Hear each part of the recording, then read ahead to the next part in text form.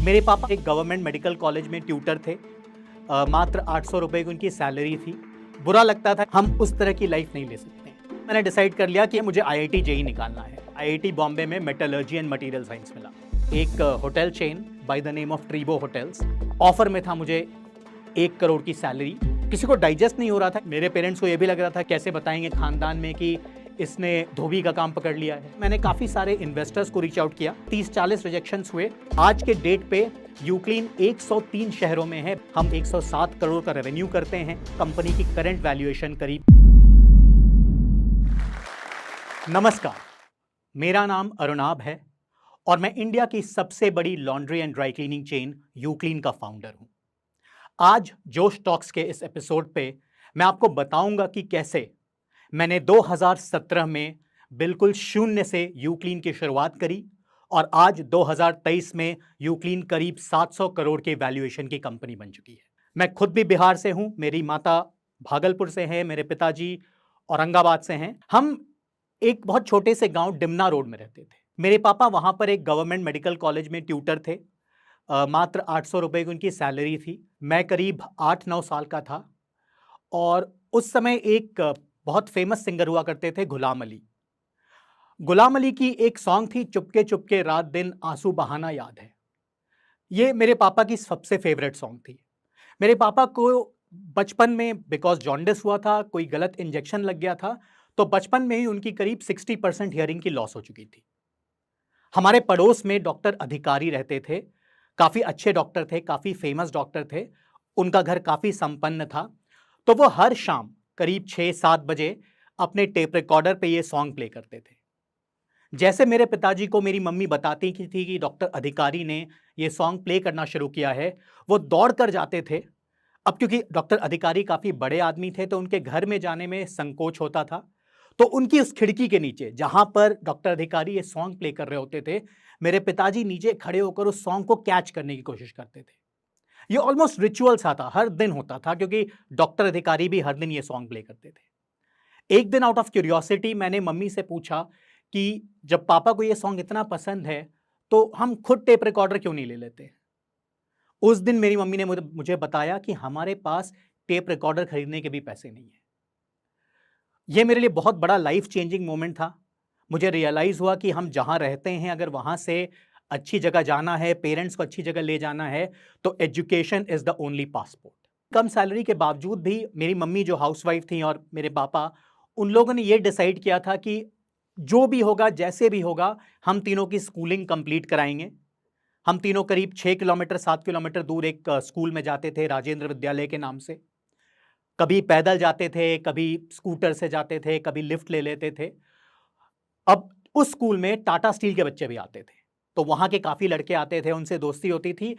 और जब हम किस्से सुनते थे कि कैसे उन लोगों ने रात में मूवी देखी या कैसे उनके यहाँ दिन भर बिजली होती है, पानी होती है, तो एक जलन सी होती थी। बुरा लगता था कि हमारे माता पिता इतनी मेहनत कर रहे हैं, बट उसके बावजूद भी हम उस तरह की लाइफ नहीं ले सकते हैं।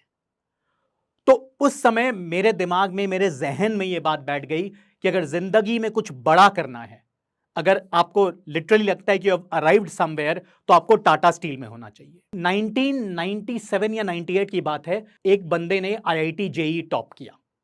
आज भी नाम याद है मुझे, अभिनव कुमार। मेरे हिसाब से उस पूरे एरिया में इससे बड़ा न्यूज आज तक कभी नहीं आया था। अब जैसे अभिनव की न्यूज पड़ी, अखबारों में कवरेज आ रही है, पॉलिटिशियंस बात कर रहे हैं, हर घर की चर्चा सिर्फ अभिनव कुमार था। तो उस दिन मुझे पता चला कि आईआईटी जेईई किस चिड़िया का नाम है।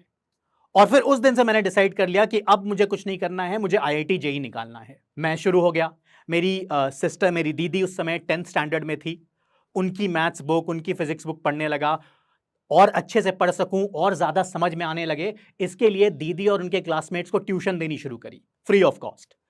और उसके बाद अगले 5 साल तक बहुत मेहनत करी, फाइनली आईआईटी में हो गया। जब मैं 8th या 9th में था तो मैंने आईआईटी के बारे में और पढ़ा और जाना, तो मुझे उस समय पता चला कि 6 आईआईटी हैं इंडिया में, जिसमें से 2 आईआईटी दिल्ली और बॉम्बे में हैं, बाकी आईआईटी अलग अलग शहरों में हैं। अब क्योंकि मुझे एक बड़ी छलांग लेनी थी जिंदगी में, फाइनेंशियल सिचुएशन के कारण काफी परेशान थे हम लोग, शुरू से ही देखता आया था, काफी स्ट्रगल थी घर पे। तो मैंने डिसाइड किया कि अगर आईआईटी होगा तो कुछ भी रैंक आए, कोई भी डिपार्टमेंट मिले, जाना आईआईटी दिल्ली, आईआईटी बॉम्बे है, बिकॉज छोटी छलांग नहीं लेनी है। एक छोटे शहर से दूसरे छोटे शहर, खड़गपुर, कानपुर, ये नहीं करना है। क्या रैंक आएगा डजेंट मैटर, क्या डिपार्टमेंट मिलता है डजेंट मैटर, मुझे जाना है आईआईटी दिल्ली और बॉम्बे। तो जब काउंसलिंग हुई उस समय मुझे आईआईटी बॉम्बे में मेटलर्जी एंड मटेरियल साइंस मिला। ऐसा लगा कि जैसे भगवान ने मुझे देन दी है, because metallurgy and material science का मतलब है टाटा स्टील में स्ट्रेट एंट्री, क्योंकि टाटा स्टील मेटलर्जी और मटेरियल साइंस से लोगों को उठाती है। जब आईआईटी पहुंचा तो बहुत कॉन्फिडेंस के साथ पहुंचा, क्योंकि बहुत मेहनत करके, बहुत एफर्ट डाल के वहां पहुंचा था, काफी स्टडी करने की कैपेसिटी थी, मेहनत करने की कैपेसिटी थी। तो सोच यही थी कि आईआईटी में भी जाकर टॉपर बनूंगा। उस दिन जिंदगी का पहला शॉक लगा जब पता चला कि जितने भी लोग हैं, मेरे बगल वाला, मेरा क्लासमेट जिसके साथ रूम शेयर कर रहा हूं, हर कोई अपने स्कूल का टॉपर है। एक साल लग गया इस बात को एक्सेप्ट करने में कि आप यहां पर जेन्युइनली टॉपर नहीं हो। उसके बाद मैंने सोचा कि यार यहां दाल नहीं गल रही है, तो थोड़ा सा बाहर की दुनिया से कनेक्ट होते हैं, पढ़ाई के बियॉन्ड क्या क्या ये समझते हैं। तो सेकेंड ईयर ऑनवर्ड्स जब मैंने इंटरेक्शन शुरू करी तो जो सर्कल था उसमें छोटे शहरों के लोग भी थे। डिमना का मैं था, जमशेदपुर के लोग थे, कोटा, रांची, जबलपुर, बहुत छोटे छोटे शहरों से लोग थे। बट साथ ही साथ जो सर्कल बनना शुरू हुआ उसमें दिल्ली, मुंबई के लोग भी थे। अब जब उनसे बात करनी शुरू करी तो रियलाइज हुआ कि दिल्ली बॉम्बे के लड़के जो सोच रहे हैं और हम जो छोटे शहर के लोग सोच रहे हैं, उसमें भी जमीन आसमान का डिफरेंस है। हम यहां पर बात कर रहे थे कि यार 4 साल बाद मेहनत करके टाटा स्टील चले जाएंगे, इन्फोसिस चले जाएंगे, और भी बड़ी बड़ी कंपनीज हैं। बट ये बॉम्बे दिल्ली वाले ये ऑलरेडी स्टार्टअप्स की बात कर रहे थे। तो जब प्लेसमेंट का टाइम आया तो मुझे 2 ऑफर आए। एक ऑफर आया टाटा स्टील से और दूसरा ऑफर आया मुझे ZS एसोसिएट्स करके, एक शिकागो बेस्ड कंसल्टिंग फर्म थी, फार्मास्यूटिकल कंसल्टिंग करती थी, जिनका ऑफिस पुणे में भी था। एंड कंसल्टिंग का ऑलरेडी बहुत हवा था आईआईटी में, कि कंसल्टिंग का मतलब है आप 5 स्टार होटल्स में रहते हो, आप हाई फ्लायर हो, फ्लाइट से यहां वहां जाते हो। तो कंसल्टिंग सुनते ही और जैसे मुझे ऑफर आया मैं सुपर एक्साइटेड हो गया। साथ ही साथ टाटा स्टील का पैकेज था 4.5 लाख रुपए का, जबकि ZS एसोसिएट्स का पैकेज था 8.5 लाख रुपए का 2008 में। जिंदगी की पहली फ्लाइट तब ली जब ZS एसोसिएट्स ने हमें होम टाउन से पुणे फ्लाई कराया। बहुत एक्साइटेड था मैं। अब मुझे लग रहा था कि अब जिंदगी सेट हो गई है, 5 स्टार होटल्स में रहूंगा, प्लेन्स में ट्रैवल करूंगा, स्टेटस मैसेजेस डालूंगा और लोग मुझे देख के ईर्ष्या कर पाएंगे। तो एक फीलिंग आने लगी कि मैंने अचीव कर लिया है। तो आफ्टर 1 साल में इतना ज्यादा बोर हो गया कि मैंने अपने सीनियर से बात करनी शुरू करी और मैंने डिसाइड किया कि यार अगर अच्छा कंसल्टेंट बनना है, एक्चुअल कंसल्टेंट बनना है, तो मुझे एक MBA डिग्री भी चाहिए होगी। तो इमीडिएटली मैंने कैट लिखा। प्रिपरेशन नहीं की थी बिल्कुल, बट फॉर्चुनेटली क्योंकि मेरे मैथमेटिक्स बहुत अच्छी थी, अंग्रेजी अच्छी थी, तो मेरा IIM अहमदाबाद में हो गया। अब IIM अहमदाबाद में जिस साल हुआ मेरा, सेम ईयर मेरी सिस्टर की वेडिंग फिक्स हो गई। अब क्योंकि अभी भी हमारी फाइनेंशियल सिचुएशन कोई खास बेटर नहीं हुई थी, तो एज अ फैमिली हमारे पास सवाल था कि क्या IIM भेजा जाए, क्योंकि वहां की फीस उस समय भी काफी ज्यादा थी, शायद 9 से 10 लाख की थी, या कि सिस्टर की शादी पर सारा पैसा खर्च किया जाए।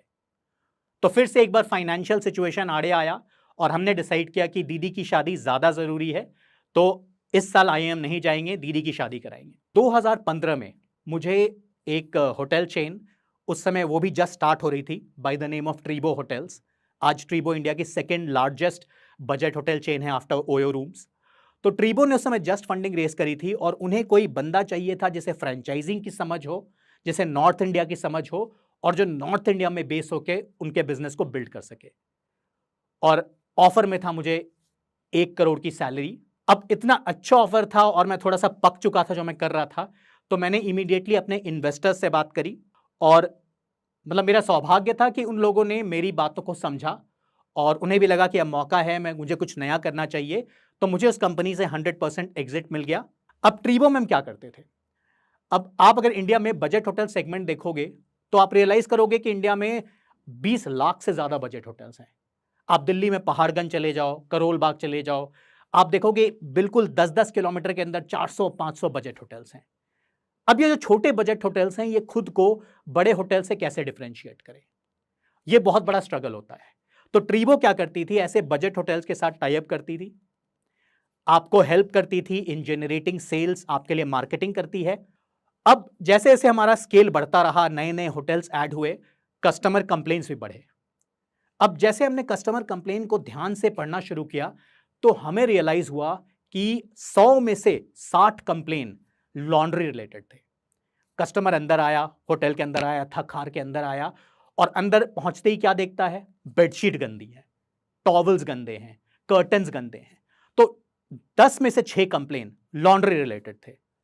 मुझे बहुत क्यूरियोसिटी हुई, मुझे बहुत कंसर्न भी हुआ कि अगर ऐसे कस्टमर डिलाइट में हम सफर करते रहेंगे तो होटल्स की रेपुटेशन कम हो जाएगी। तो मैंने डिसाइड किया कि इस प्रॉब्लम का सॉल्यूशन मैं निकालूंगा। अगले ही दिन मैं मार्केट में निकल गया, ऑन द ग्राउंड जाकर धोबियों से मिलना शुरू किया। दो चीजें बिल्कुल क्लियरली उभर कर सामने आई। पहली चीज तो ये इंडस्ट्री मेगा इंडस्ट्री थी। जो भी 99.9% ऑफ बिलियन डॉलर इंडस्ट्री थी वो लोकल धोबी सर्विस कर रहा था, जिसके पास ना मशीन्स थी, ना इक्विपमेंट थे, ना नो हाउ था, ना टेक्नोलॉजी थी। वो जैसे तैसे करके सर्विस दे रहा था। जब मैंने घर पे बताया तो लोग लिटरली स्कैंडलाइज हो गए, क्योंकि बहुत अच्छी सैलरी थी, बहुत अच्छी जिंदगी थी, माता पिता मेरे साथ रह रहे थे, वाइफ मेरे साथ थी, सोसाइटी में मेरे रिलेटिव्स को, खानदान को पता था कि ये ट्रीबो होटल्स नाम के होटल चेन में काम करता है, इतनी अच्छी सैलरी है, इतना अच्छा पैकेज है। किसी को डाइजेस्ट नहीं हो रहा था कि इतनी अच्छी सेटिंग चल रही है। अब कोई मैं 20 साल का था भी नहीं, तो ऐसी परिस्थितियों में आप क्यों इतनी अच्छी जॉब छोड़ के एक बिल्कुल अननोन इंडस्ट्री में जाना चाहोगे?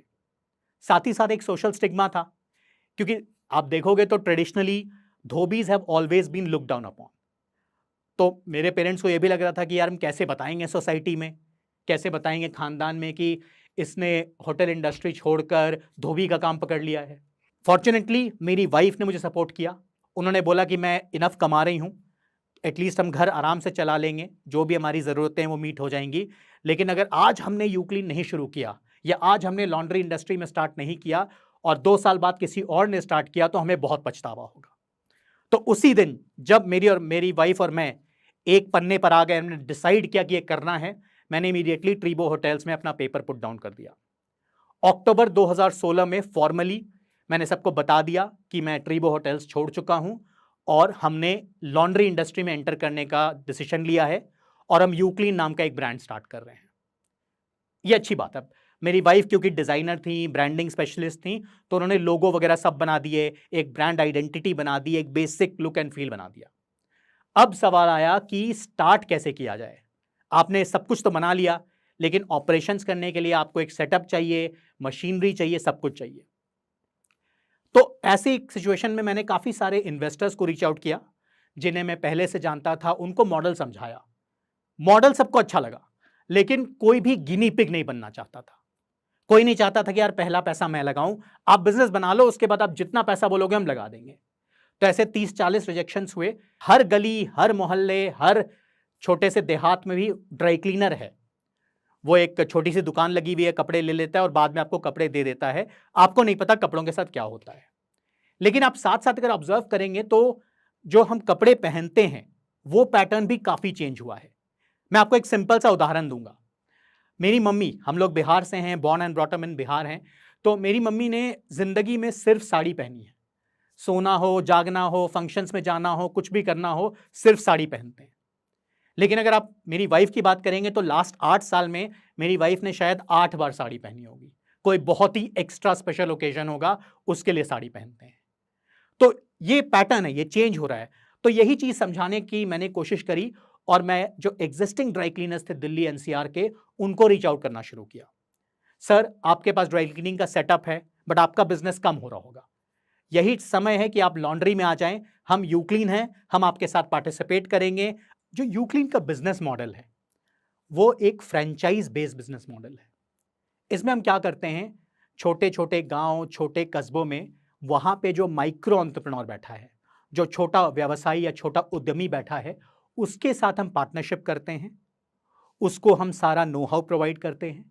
इक्विपमेंट्स, केमिकल्स, पैकेजिंग मटेरियल ये प्रोवाइड की जाती है, ट्रेनिंग प्रोवाइड की जाती है। साथ ही साथ जो हमने पूरा टेक्नोलॉजी का प्लेटफॉर्म बनाया है, जहां पर कस्टमर के पास एप्लीकेशन या वेबसाइट के थ्रू ऑर्डर प्लेस करने की सुविधा है और बैकएंड में जो हमारे फ्रेंचाइज पार्टनर हैं जो उस स्टोर को चला रहे हैं, उनके पास पूरे ऑपरेशंस को मैनेज करने की सुविधा है from our single point technology platform.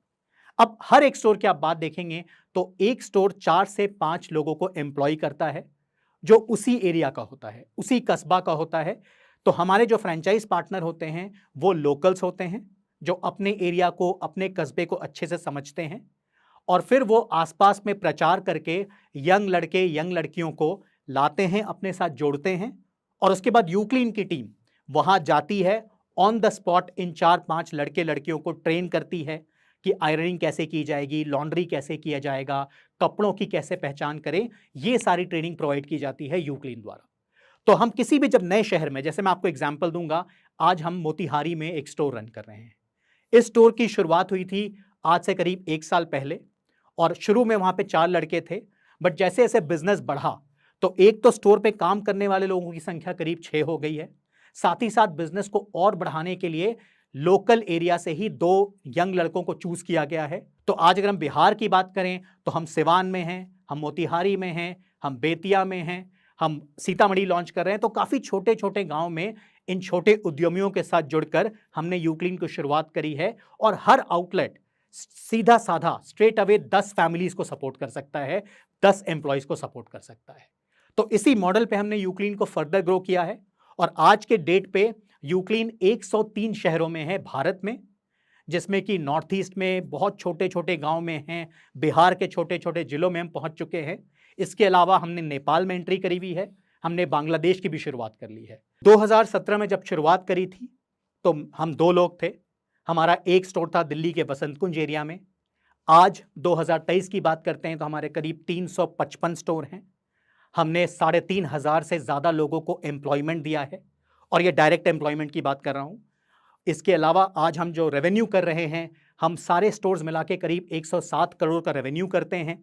हमारी नेट प्रॉफिटेबिलिटी अराउंड 10% की है और इसके अलावा कंपनी की करंट वैल्यूएशन करीब 700 करोड़ की। थोड़ा सबके अगर ऐसा लग रहा हो कि जोश टॉक्स बिहार जमीनी स्तर के कहानी, किस्सा और लोग सबके जीवन यात्रा अगर दिखा रहा है तो एकरा सब्सक्राइब करूँ, लाइक करूँ और वीडियो शेयर करते रहूँ।